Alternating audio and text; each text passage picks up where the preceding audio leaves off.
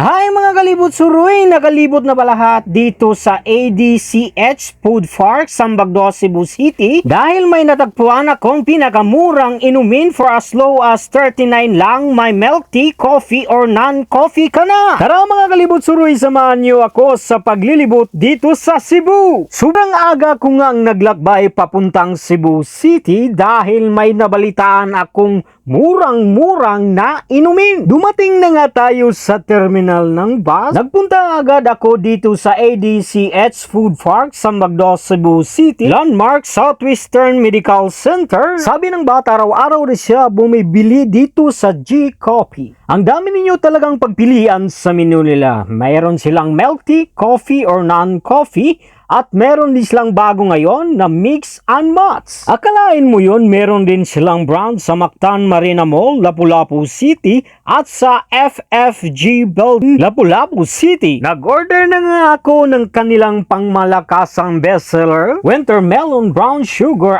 Ice Spanish, Ice Caramel, Mango Latte, Obe Latte. Sobrang init ng panahon, deserve mong magpalamig katulad nito. Huwag puro trabaho, i-treat mo rin ang sarili mo sa inuming nakakawala ng pagod. Bawat higop mo, tanggal talaga ang uhaw mo. Refreshing talaga ang inuming ito. To be honest mga kalibot suroy, bukod sa masarap, mura pa! Umaraw man o umulan, tamang-tama to. Hindi talaga ako nabigo sa pagpunta ko dito sa J-Coffee dahil hindi tinipid sa sangkap, malasang-malasa bawat higop mo ang inumin nila. I highly recommended this J-Coffee dahil makainom ka na for as low as 39 lang. Ang dami mo pang pagpilian sa menu nila. Ang masa talaga. Kaya nag-take out na lang ako pasalubong sa pamilya ko. Yun lang. Finish na!